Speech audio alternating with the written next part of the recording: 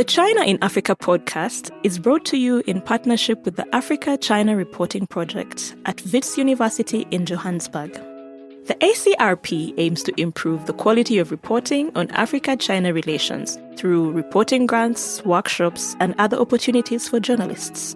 More information at africachinareporting.co.za and our dedicated training website at africachinatraining.com. Hello and welcome to another edition of the China in Africa podcast, a proud member of the Sinica Network from SupChina. I'm Eric Olander, and as always, we're joined by CAP's managing editor, Cobus van Staden from Johannesburg, South Africa. A very good afternoon to you, Cobus. Good afternoon. Cobus, quickly before we get started, I want to give a huge welcome to all of our new Patreon supporters. You guys are amazing. One of the things we've been doing over on Patreon for everybody there is we've been doing these cool introduction videos of all of our new team from Cairo and Francophone Service. Also, Cobus just did his video, and we've got Chris in Cape Town who's going to be publishing next week as well. So one of the insider perks that everybody gets over on Patreon, plus everybody gets on Friday, the weekly digest that we make as well. Also want to give a big welcome to all of our new subscribers around the world this week. It's really exciting to see all of the interest in the work we're doing, and we just want to thank everybody for supporting independent journalism on China Global South and China-Africa relations. So just from the bottom of our hearts, a very big thank you. And finally, just before we get started, a huge shout out to Samuel Richards and his IB Global Politics class over in the high school at Shanghai American School, who was gracious enough to invite me to speak today. And I had a great time speaking with all the juniors there about journalism in China and Africa. So that was a lot of fun. So go Eagles. Okay, Cobus, let's talk tech today. We're going to come back to technology, and we're going to focus on North Africa today in particular. But before we get to North Africa, I want to bring everybody up to speed on the latest initiative that came out of the White House last week. It's called the Declaration for the Future of the Internet.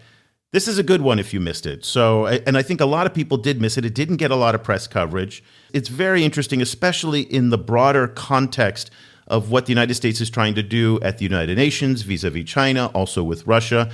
And so the Declaration of the Future of the Internet is this document that they pulled together. And let me just read from it, and it'll give you a sense. They didn't say the word China or Russia in the document, but it just reeks of it. So here's what they said. Human rights and fundamental freedoms and the well-being of all individuals are protected and promoted online. Individuals and businesses can trust the safety and the confidentiality of the digital technologies they use. All of their privacy should be protected. Infrastructure is designed to be secure, interoperable, reliable, and sustainable. A lot of that is coded language, again, for the Chinese governance view on the internet. They talk about internet sovereignty. And the way that the Chinese frame this is they believe that online and offline, the concept of sovereignty is the same, so that a country has the right to establish rules for internet governance the same way that it does within its own borders. The United States is really pushing hard with this idea of a free and open internet. Once again, here is from the declaration. Refrain from misusing or abusing the internet or algorithmic tools or techniques for unlawful surveillance, oppression, and repression that do not align with international human rights principles, including developing social scorecards or other mechanisms of domestic social control or pre-crime detention and arrest. Again, you didn't have to say the word China, but that is it. The reference to the social scorecard is a reference to the Chinese social credit score. Let's take a second just to listen to what Tim Wu, who is the Special Assistant to the President for Technology and Competition Policy, what he said on the opening day of this declaration. It goes without saying that the internet has enabled extraordinary benefits for the world and for our country, yet it has also created new policy challenges both domestically and internationally. On the international front, we have seen a trend of rising digital authoritarianism, where some states have acted to repress freedom of expression, censor independent news, interfere with elections, promote disinformation around the world, and deny their citizens other human rights. In response to these alarming trends, the United States today launched the Declaration for the Future of the Internet jointly with more than 60 partners from around the world. The declaration affirms fundamental principles regarding how countries should comport themselves with respect to the internet and digital space. It commits governments to promoting an open, free, global, interoperable, reliable, and secure internet for the world. So there it was, open and free. Those are the key words you want to listen for when you're contrasting to internet that the Chinese are promoting. And by the way, the Chinese are finding greater traction for their definition of internet sovereignty and their interpretation of that. Tim also mentioned 60 countries on the list. However, I think it's worth noting that numbers can be a little bit misleading here. Let me read you some of the countries that are on the list here, Cobus. Canada, Cyprus, Czech Republic, Dominican Republic, Estonia, Iceland, Israel, Jamaica. You're getting a pattern here, Cobus? Palau is on the list. Let's see, Serbia. All of these countries together really didn't add up to more than my neighborhood in Los Angeles. I mean, so the fact that there are 60 countries is a little bit misleading in terms of the popularity of this. Who was not on the list? India was not on the list. Neither was Indonesia, Pakistan, China, of course, definitely not on the list. Only 3 African countries, Senegal, Niger, and Cabo Verde, were on the list. You may have seen Kenya was on the list, but in an embarrassing, very embarrassing faux pas, the Kenyans published a statement that said, while we are listed as signatory to the declaration, we wish to state that as a country, we have not gone through our processes and laws for endorsing this declaration. They published that on Twitter, and they said, take us off that list. So, Cobus, it's a little bit perplexing as the timing of this, because we've seen this before. Remember the Blue Dot Network? Remember the Clean Network? And also, when you look at the country list here, it seems to be very similar to the kinds of countries that are signing up with the United States on the UN votes regarding Russia. Also, all those letters that the United States and Western countries sponsor to criticize China on, say, Xinjiang or Hong Kong, many of the same signatories are there. So it does seem like there's a pattern here in terms of the U.S. and China kind of showing up on different sides of these disputes. I was struck by how few major global south countries were on the list. And I was also surprised by Senegal's participation. I was actually wondering whether it was a Kenya-style also mistake, simply because the Senegalese recently built, with Chinese companies, built a big local data center, and they've been quite vocal in support of this Chinese-style kind of internet sovereignty idea. Like in among African countries, Senegal has been among the strongest. So I was very surprised that they signed up for this. But in general, I think it really reflects that I think the US has a quite weak global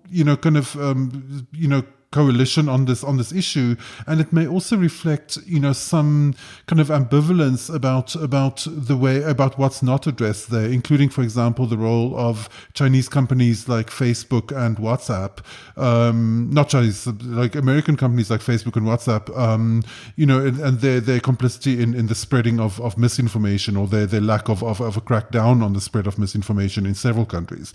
So it's interesting, but I wonder if it's really going to go anywhere. And I think there's an issue there, too, that on the credibility front, because we know what the Snowden papers told us about how the United States has been quite intrusive in terms of internet governance.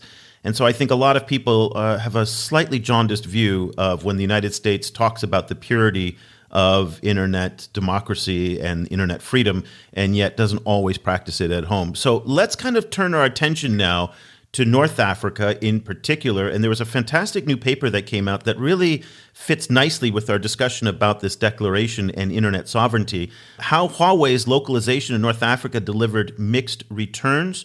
It is by Hinane El Kadi, and it was featured on the Carnegie Endowment for International Peace website. Tin, by the way, is a PhD candidate in the International Development Department at the London School of Economics, and she's also an associate fellow in the Middle East and North Africa Department at Chatham House in London, and co-founder of the Institute for Social Science Research on Algeria. Tin, you are a very busy woman. Thank you so much for taking the time to join us, and welcome to the program.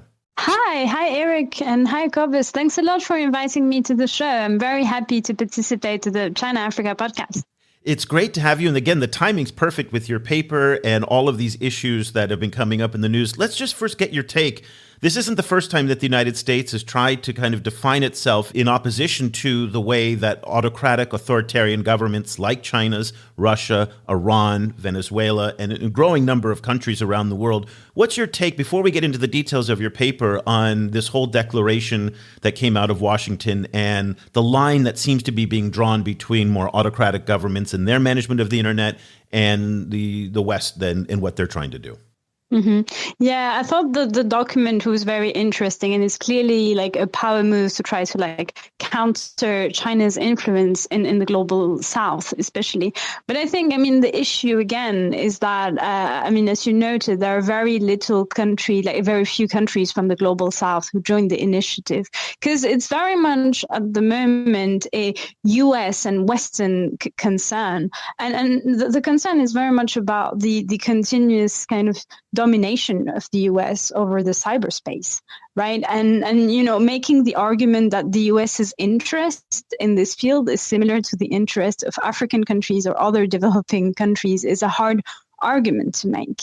And I feel the problem, and this was also the case with the Clean Network project and other initiatives from the White House before that, is that it very much excludes the interest of developing countries, and I'm not surprised to see that, only like 3 African countries joined the initiative.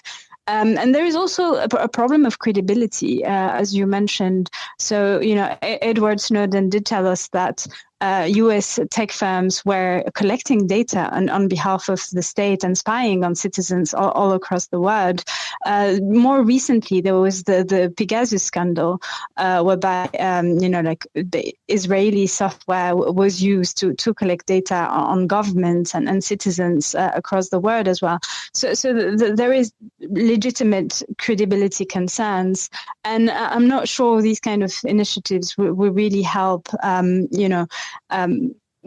change the current dynamics happening on the ground, because China is offering a very interesting deal with very price competitive infrastructure, and it's boosting connectivity across the global South. This is undeniable. And I'm not sure the US is ready to put a similar deal on the table for developing countries. And so, it's a power move. It's interesting, but as long as it excludes the interest of countries across the global South, I'm not sure that it would get much traction. So in your research, you look at North Africa, and one of the narratives I think that underlies this declaration in Washington is the assumption that China is trying to export its internet governance model to the rest of the world, and particularly trying to get global South governments to sign on to its internet governance model. Did you, in your work in North Africa, see any evidence of that?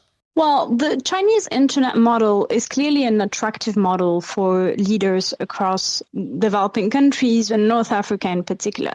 So most regimes across the region are unfortunately autocratic regimes, and the Chinese model, which combines economic development with authoritarianism and control over populations, is an attractive model for leaders across the region. So Egypt probably in the region is the most prominent case of a North African countries mimicking in a way China's governance model. So in 2018, Egypt voted a highly controversial cybercrime law that infringes on citizens' rights in the name of national security. And, it's very similar to some of China's own laws. It's estimated that, over the past few years, Cairo blocked access to hundreds of thousands of websites, most of them belonging to media organizations. Similar things and patterns are happening in Algeria, and most recently also in Tunisia, with a backlash and returns on some of the democratic progress that happened in the country after the Arab Spring. So it is clearly an attractive model. The extent to which it's going to be just copied by governments in the region is questionable, because obviously, the institutional setting is different, state capacity is also different. So the extent to which governments across North Africa would have the capacity to reproduce the Chinese internet model is uncertain. But clearly, it is a very attractive model for leaders across the region. Yeah, we haven't seen any wholesale reproduction of the Chinese model because, as you said, that would be very difficult to do, if not impossible. But it's almost like a buffet where they're taking bits and pieces of it. So Senegal took some of the data management and really embracing this concept of internet sovereignty. Ethiopia is looking at creating parallel apps the way that WeChat in China is. And then obviously in Nigeria, there was the shutdown of Twitter. That's a technique that Chinese have used as well. So it's not a wholesale importing of the Chinese model, but definitely influences and parts of it. But let's talk about North Africa, Egypt and Algeria in particular. Those are autocratic states, so there's a lot of similarities there between the Chinese governance model. But Huawei in particular, they operate in most countries, even up until recently in the United States. So when you talked about the deal that the Chinese bring to a place like Egypt and Algeria, specifically related to Huawei, can you walk us through what are the terms of that deal? What is the offer that's on the table? And then contrast that with, say, maybe what Nokia does or Samsung does, and why Huawei's is more appealing to them. Huawei has made significant inroads in North Africa in recent years. We don't have very precise estimates, but from talking to experts on the ground and policymakers, it seems that Huawei has built the lion's share of the backbone infrastructure for 3G infrastructure, but also for 4G infrastructure. And the way, upgrading telecom infrastructure works is that if you've already, installed most of your equipment with an ICT equipment manufacturer like Huawei, it's more cost effective to just continue with the same manufacturer. So it's very likely that the shift towards 5G would also be done with Huawei in these two countries. The difference, I would say, with Western ICT equipment manufacturers like Nokia or Ericsson and others. So first of all is obviously the price competitiveness of Chinese firms like Huawei, but also ZTE, which tend to be 10 to 30% cheaper than their competitors. And obviously this is due to their preferential access to Chinese loans. And, many of the projects in Egypt, for instance, were backed by, they were Huawei projects funded by the China Development Bank or the China Exim Bank.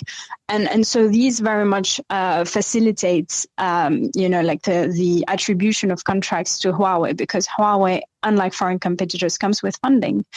The other thing is that as technological latecomers, both Huawei and ZTE actually have made more efforts to accommodate local development needs.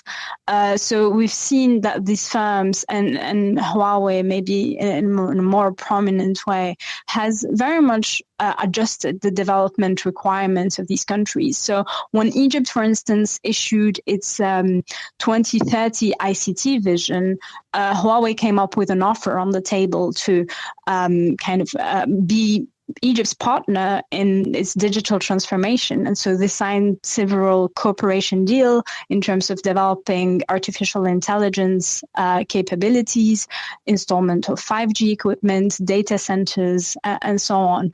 They've done the same thing in Algeria, where they're very much portraying themselves as this not just a service provider, an equipment seller, but as a digital transformation partner. And, for instance, signed partnership agreements with several universities, both in Egypt and Algeria, to build ICT academies. And so they offer cutting-edge equipment to departments of telecommunication engineering in these countries, and they're training engineers, future telecom engineers, into Huawei standards.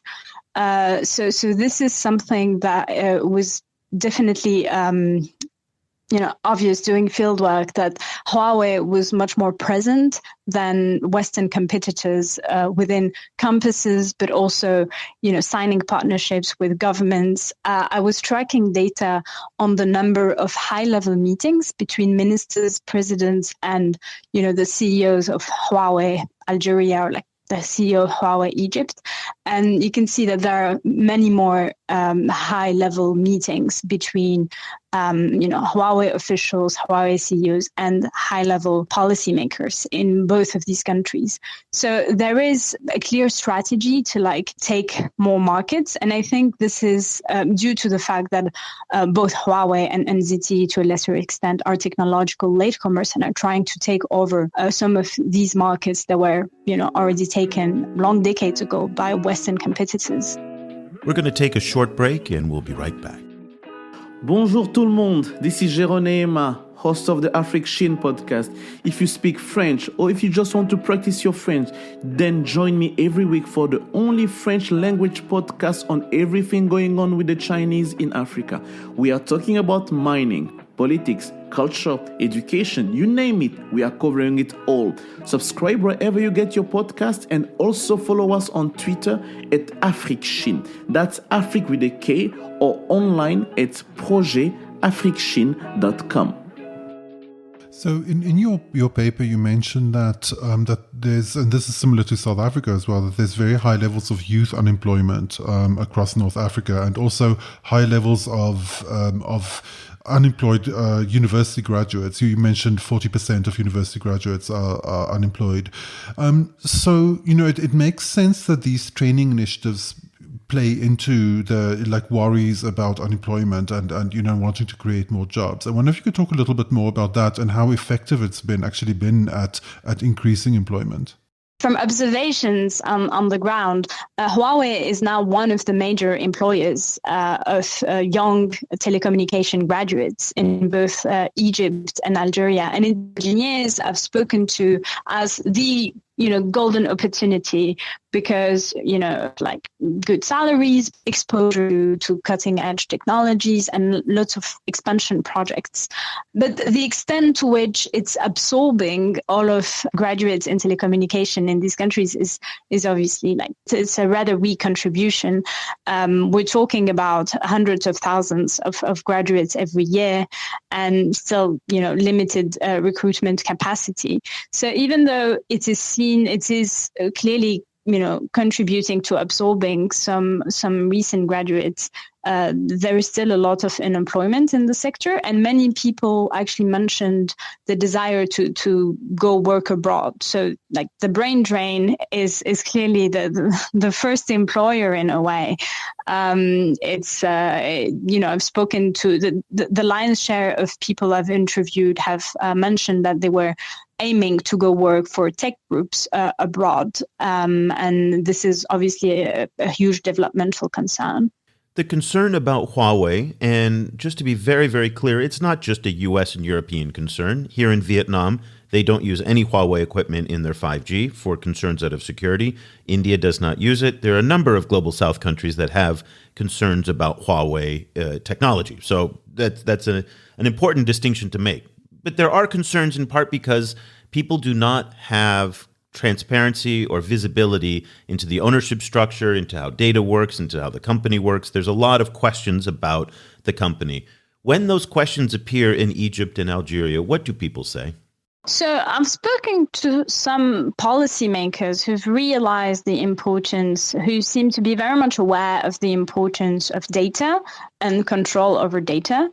But it didn't seem that they had more concern towards Chinese equipment manufacturers than they had towards other firms. So there is increasing awareness, I would say, about data sovereignty and control of data. And the problem, I think, for most people I've spoken to, whether it's Google processing the data and collecting it, or if it's, Amazon or Facebook or a Chinese group, the problem is the same, that there is inherent problems of data sovereignty.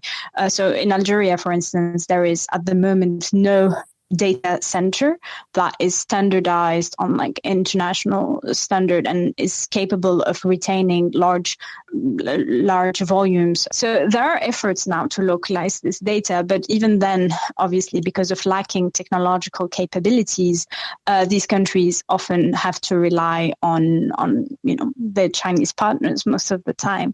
And this is the same thing that recently happened in Senegal, right, with like initiatives to localize data in the country through data centers and cloud services provided by Huawei. So obviously data is localized internally, which is better than having the data stored in foreign data centers. But there is still a concern over who gets to collect and process and analyze this data. And obviously it gives a huge competitive advantage to the firms that are able to collect this data. So the concern is not only of geopolitical nature, but there is a very significant commercial and economic aspect to it.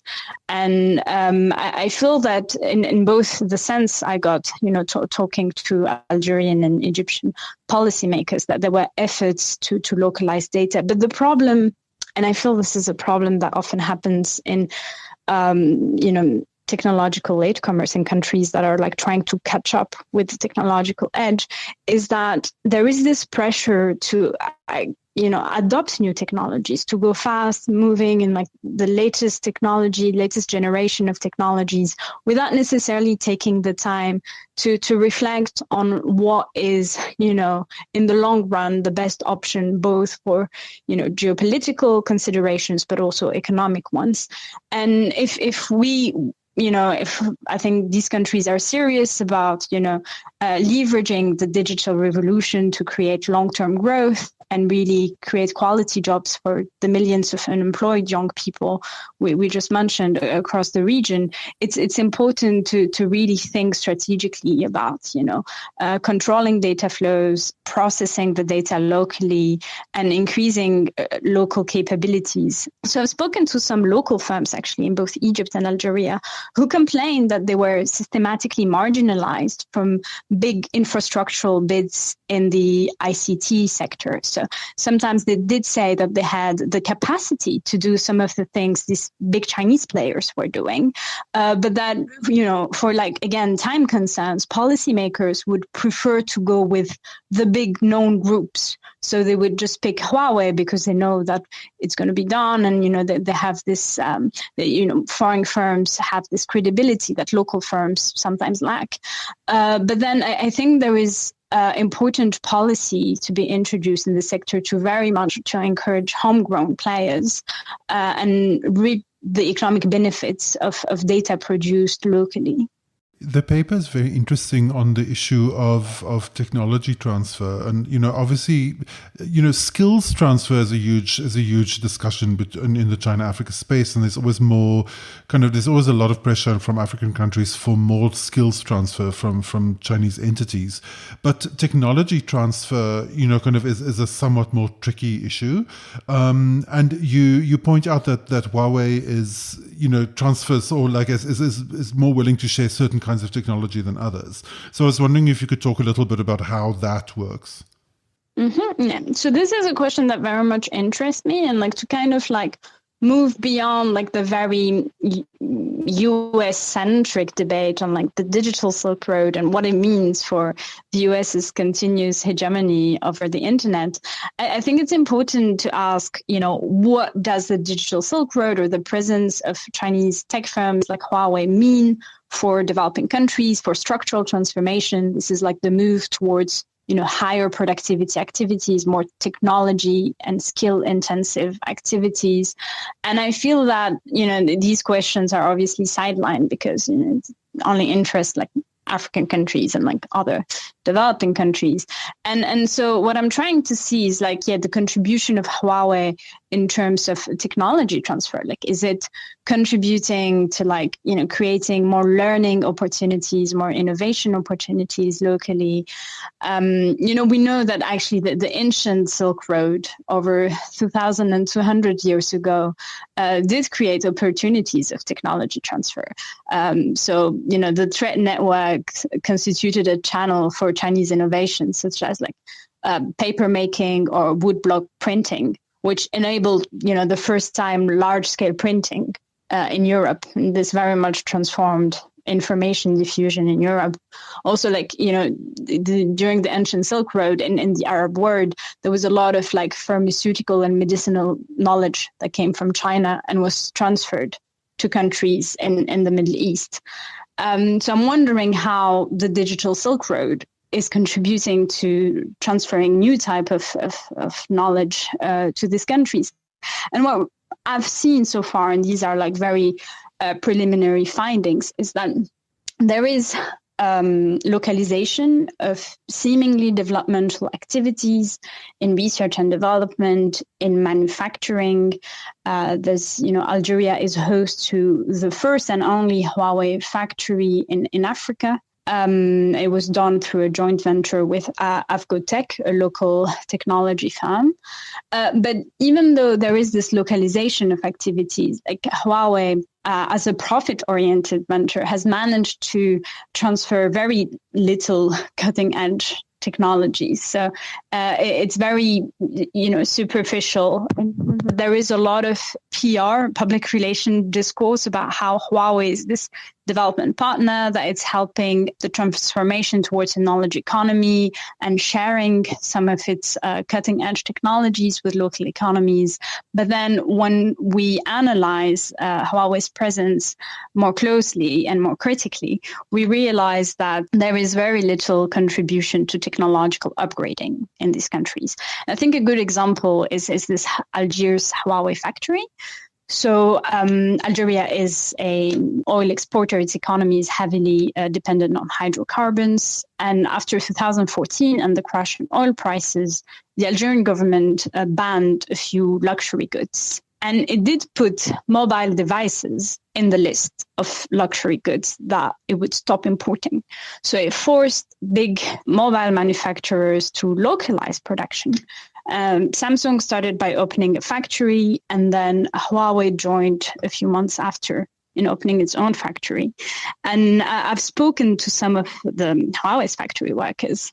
And the thing is that apparently there was very little local integration. Most of the products were imported, and actually it all depended on like semi-knockdown kits that would then just go through the final stage of the manufacturing process. So there was very little value addition locally.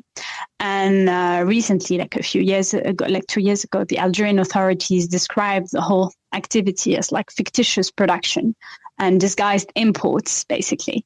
And it introduced another ban on the import of semi-knockdown kits and also complete knockdown kits.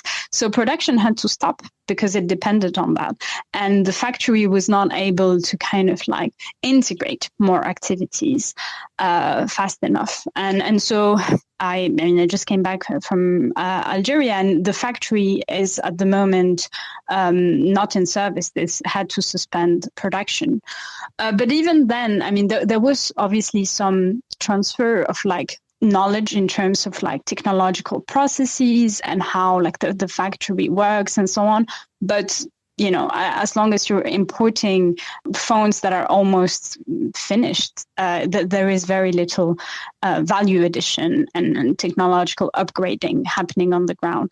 It was the same thing for the localization of a research and development lab in Cairo.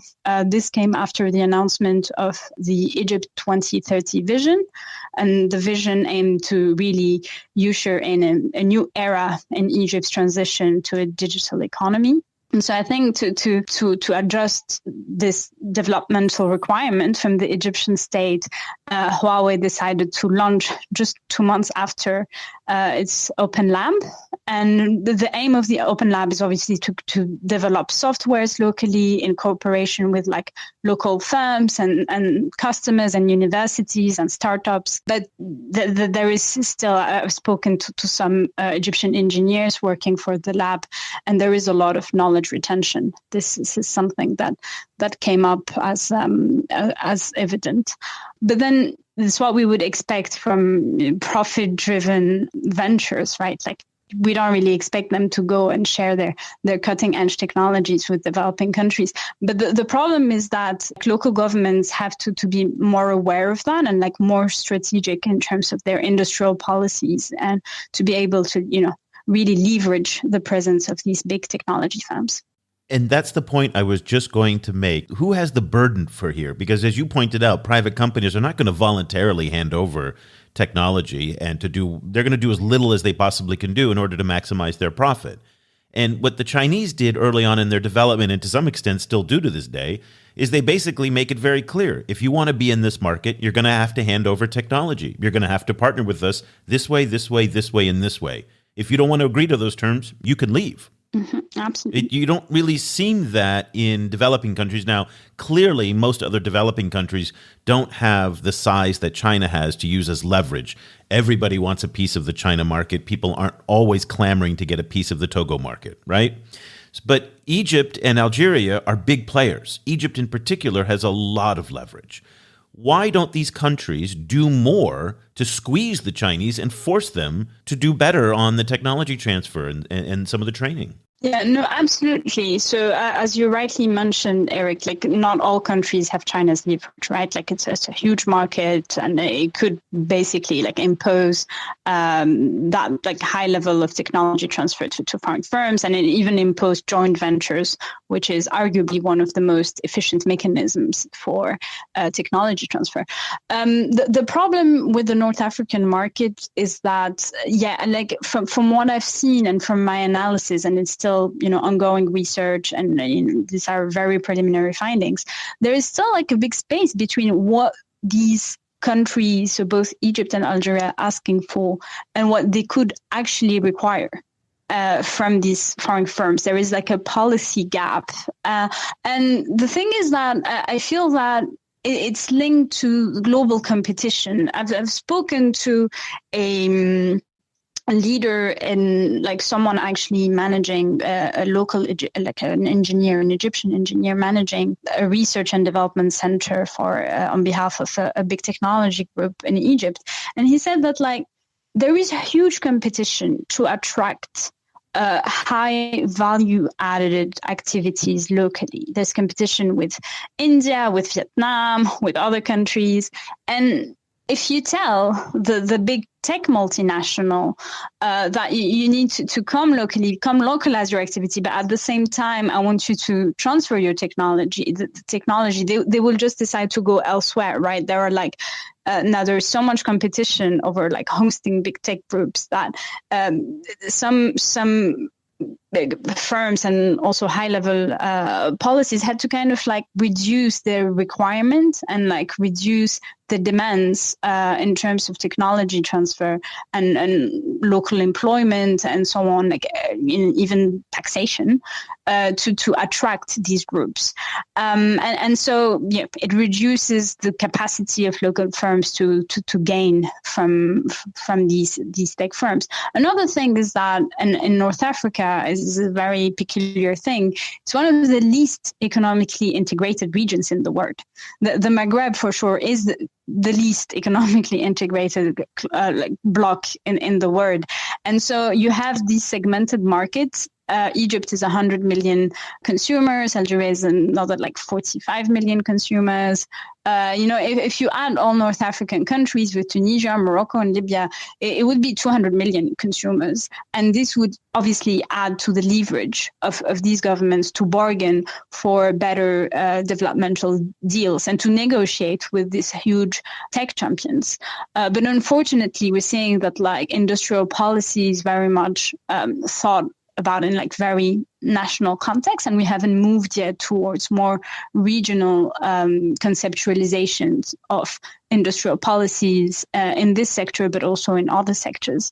And this is a big ongoing issue. So we've seen over the last few years that Huawei is becoming increasingly constrained in the global north, and this Internet Declaration that we discussed at the beginning of the episode is another kind of indication that that's probably gonna not go away. It doesn't seem like the US is relaxing about Huawei anytime soon. soon. In the meanwhile, in Africa, we've also seen the development, for example, of Huawei initiatives in solar energy and other kinds of like non kind of telecom related fields. So I was wondering, how you see the future of the company, like which directions are they going in, and particularly also like where is their telecoms business headed? Mm-hmm. Great question. Well, from what I've seen, really, U.S. sanctions on Huawei have, in many ways, and at least in North Africa, killed the mobile device subsector in it. So I've visited a few Huawei selling points in both countries, and you could have spoken to local sellers and so on, and people stopped buying Huawei phones because of all the issues it creates when using the App Store, when using... Yeah, there's no Android on it. So people are, without absolutely. Android, people are like, well, it's not as good. Absolutely. So the clash with Android made like many people stop buying Huawei, but you still have other like Chinese firms that are like prospering in the device subsector. But yeah, Huawei has very much lost market shares in this. However, they're gaining lots of space in terms of like Internet of Things objects. So like home devices, iWatches, like smartwatches, are very much like gaining traction locally. But then recently there has been a very important shift towards the development of like cloud services, like artificial intelligence apps. I visited myself like some startups that were using and developing applications using Huawei technologies to develop applications for the Egyptian market. This obviously like raises questions about like, the control of data and, who gains from this data and who benefits from it. But Huawei is clearly, I think increasingly abandoning the mobile device sector. It's unlikely that this factory in Algiers will reopen actually anytime soon. But this puts like, the jobs of like 30,000, it was about 300 workers at like most. It does put their jobs at risk, but it's very unlikely that the device subsector will continue to grow. I think that it's very important to look at recent investments, partnerships, and development in data centers, cloud computing services, and so on, and really think critically about what do these investments mean, who is benefiting from that, and not like unlike previous technological revolutions where, often countries just try to speed up their adoption of new technologies, try to think more critically for governments across the region about the implications of some of these investments. And I think it's important to move beyond, sometimes the debate over Chinese technology is either completely depoliticized, but good force is cheaper, it's helping connectivity in Africa, and that's a good thing, or it's overtly politicized, where you have arguments saying that, it's all about surveillance, spying, and imposing an authoritarian internet model. And I think the truth and reality of China's digital presence in the region, lies somewhere in between these two narratives. And I think to understand Huawei's future and, the future of global digital China, especially in the global South, one needs to analyze the empirical facts and talk to some of the people on the front line of, digital China in Africa, the workers, the managers of Chinese technology firms, the people, the policymakers dealing with Chinese tech firms. And it's also important to contrast with what other foreign groups are doing. There is a lot of China exceptionalism narrative, this is what China is doing, but it's important to see what other groups are also doing. And sometimes, to be honest, it's very similar. It's very similar to what the Chinese are doing. And at the end of the day, the Chinese will adjust local contexts and local institutional settings and like cultural preferences and political realities. And so it's very important to understand, China's technological presence as, a force that, adjusts local settings and not as like, a set one shoe fits all a strategy that would be similar in all countries across the global south. The article is How Huawei's Localization in North Africa Delivered Mixed Returns by Hinane El Kadi. Tin is a PhD candidate in the International Development Department at the London School of Economics and also an associate fellow in the Middle East and North Africa Department at Chatham House. Tin, thank you so much for taking the time to talk to us about your research. We're going to put a link to it in the show notes and on the website. But if people want to follow what you're reading and writing in your research adventures, where can they find you? So I am on Twitter. My Twitter handle is at Hinane El, like Hinane El. And then I'm also on LinkedIn, Hinane El Kadi. Okay, we'll put links to both of those links in the show notes. And once again, Tin, thank you so much for joining us. We really appreciate it. Thanks a lot. Thanks to both of you. It's my pleasure. Cobus, as I was listening to Tin go through her research, and if you read her paper, she's very clear about this. The narratives are not simple. And when you're in Washington, in Brussels, even in Tokyo to some extent, you hear these binary narratives about Huawei and that it's all this or it's all that. And again, she's painting this very complex picture. That, in fact, is the essence of what we try and do about what the Chinese are doing in Africa and the global south, is that the good and the bad sit side by side. And I love the fact that she was bringing up a lot of the problems with what Huawei's doing in North Africa. The fact that there isn't the technology transfer. There's a huge amount of PR. They have an enormous amount of PR that talks about all the wonderful things that Huawei's doing and all the great technology transfers and all the training that's going on and all the local manufacturing. And what we're hearing from Tin is that, you know what? It's worthy of kind of questioning some of that. And I think that's great to hear that. But at the same time, the connectivity, the low prices, the ability to execute quickly, the financing packages that come with the Huawei equipment are very appealing. And so I understand why so many countries, not only in North Africa but elsewhere, look to the Huawei, the offer, as she said, the deal that they're putting on the table, and say it's better than anything else out there. Yeah, I mean, the mix of being sympathetic to these governments' development needs and being sympathetic to or amenable to localizing products in order to to appeal to local conditions. So, for example, like in a paper, she raises this very interesting example of like Huawei phones that were sold in North Africa that came with preloaded apps that would, for example, remind Muslims to pray at specific times, or would allow them to easily locate a mosque that's close to them, coming preloaded on those phones. It's such an interesting detail. It also echoes a lot of the work that Transsion does in their own like very highly successful mobile phone product, like kind of rollout in Africa.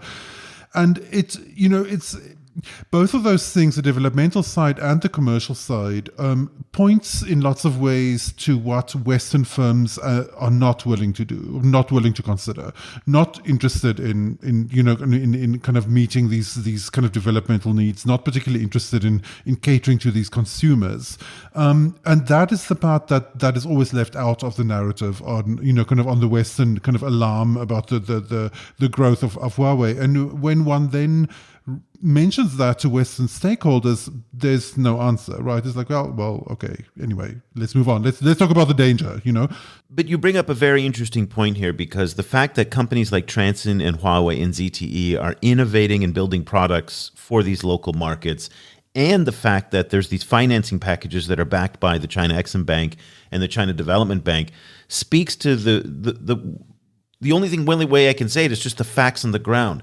And I guess the reason why I'm getting a little bit frustrated with the United States and these broad declarations, and whether it's the Clean Network, the Blue Dot Network, now the Declaration on the Future of the Internet, is just like, at some point you got to deliver something. And what I don't understand is why the United States, together with its European and Japanese partners, this coalition that they formed, haven't come up with a solution to rival the Chinese offer.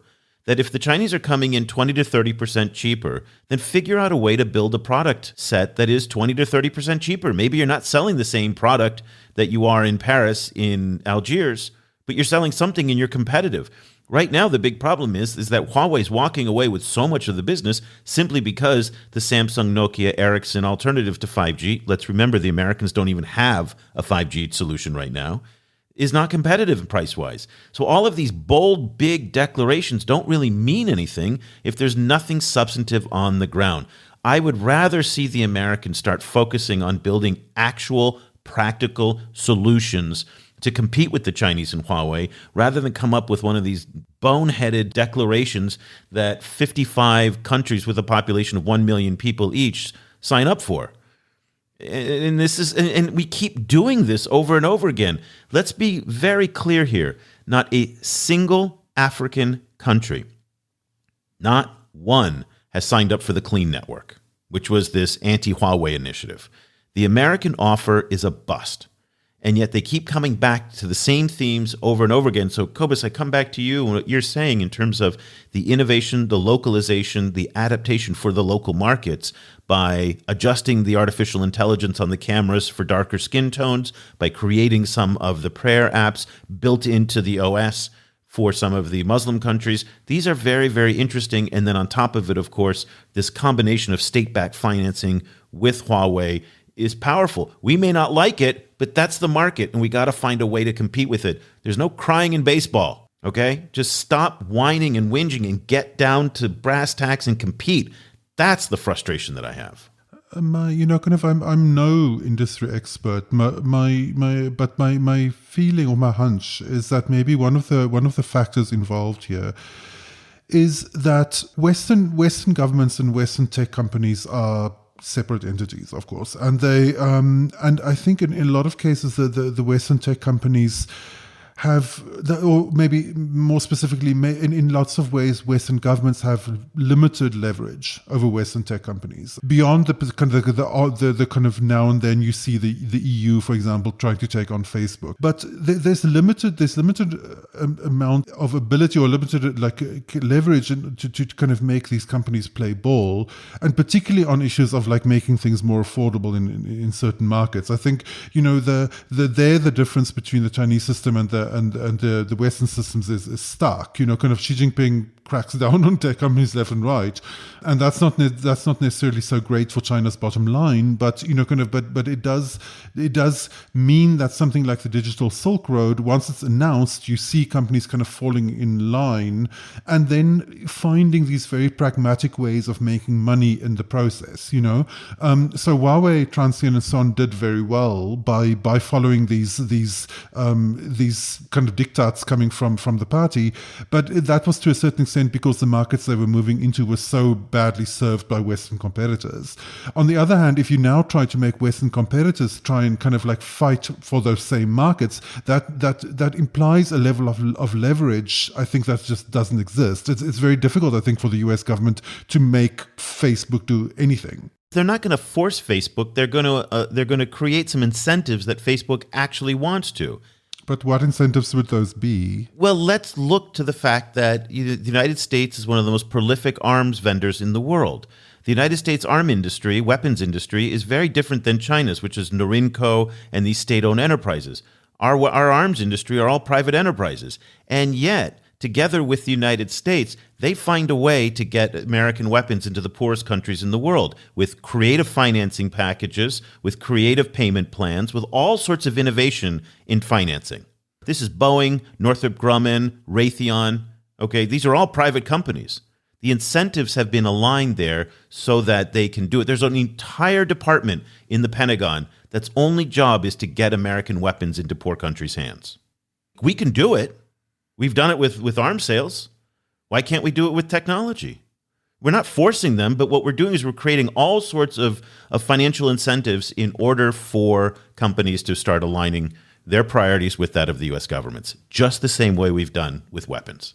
I guess. I mean, kind of there's a disjuncture in the we there, kind of like, I don't know. I mean, I mean, the poorest countries in the world are buying expensive American weapons. How are they doing it? I mean, I may be naive here, okay, but my understanding is that the United States really sees it in its national interest for countries around the world to be aligned on American weapon platforms, okay? Same way that in technology, but for some reason the private sector in technology is different than the private sector in the arms business. Well, I think it's because the arms industry is so deeply embedded in, it's a military-industrial complex, right? Kind of so exactly. the arms industry is very deeply embedded in the military. There's lots of ex-military people work in the arms industry. There's a lot of very dense networks of overlap there. I don't know if like obviously formally these are private companies, but in reality, they work very closely together, and I think that's different. That's different for the tech sector, I think. You're 100% right, but it shows where there's a will, there's a way. And I just say that there's the policy failure in the United States has to do more with a lack of innovation and creativity and original thinking than it does with the fact that we have the resources. Again, we have an Exim Bank.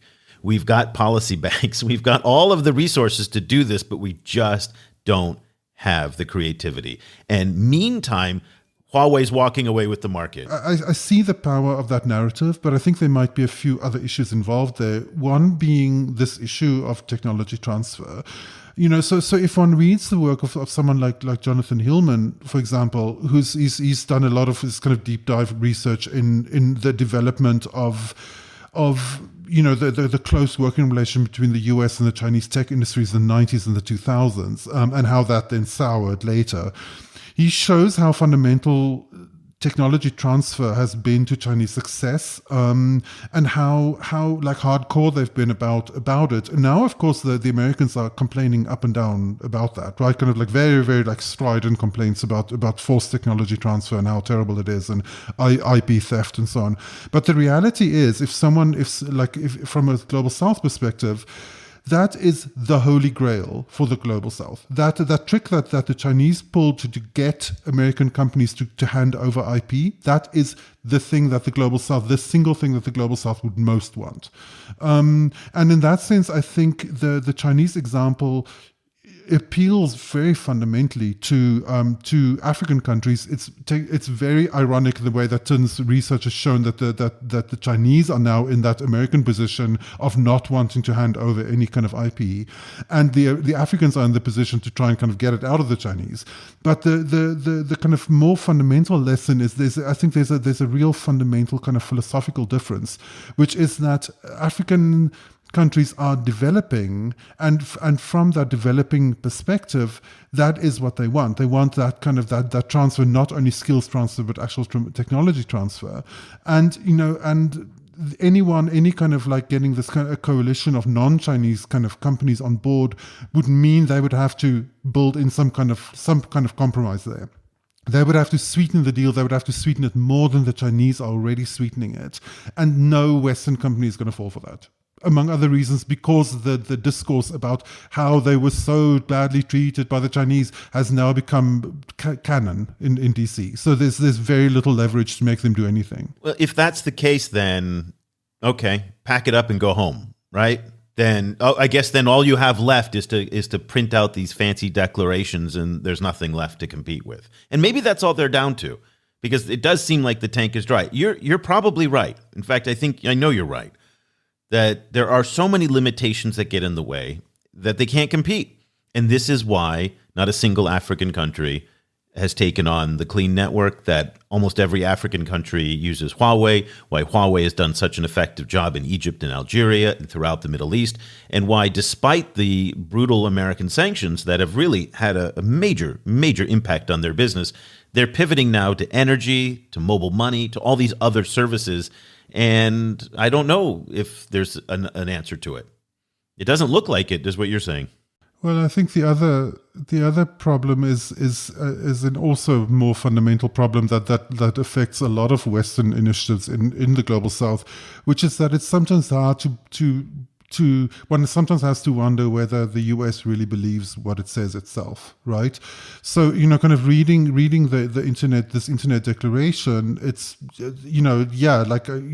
it's simply reading the document when it says, yes, totally, like free and open internet is very, very important, like very important for people, like, for example, again, as part of a persecuted minority, being LGBT myself, I know that like part of the most impacted communities, like hit by kind of this kind of national kind of internet sovereignty, ends up being LGBT communities because they can't get access to really crucial information, and some of their sites get blocked and so on.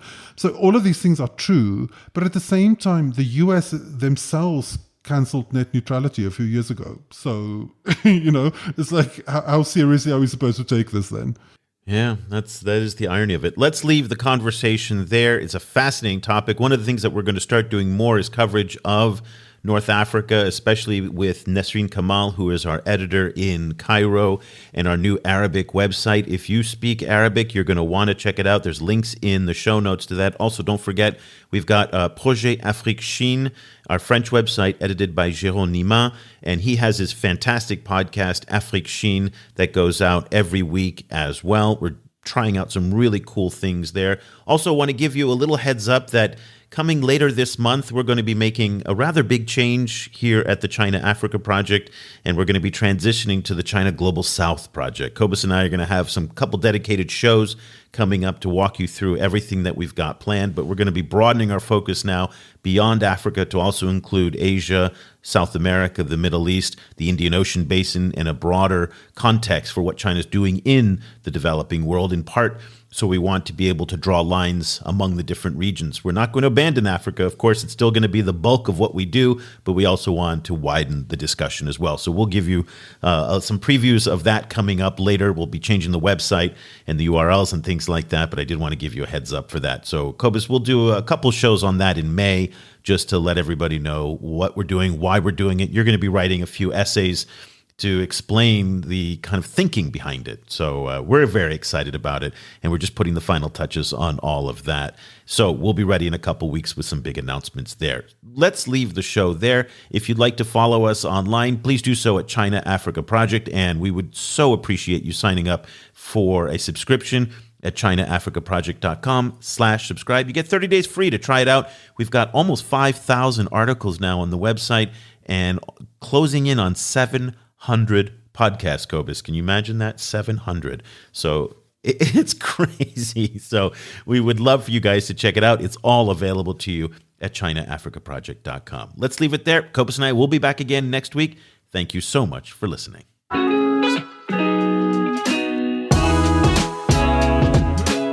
The discussion continues online. Head over to facebook.com/China Africa Project to share your thoughts on today's show. For more information about the China Africa Project, go to ChinaAfricaProject.com.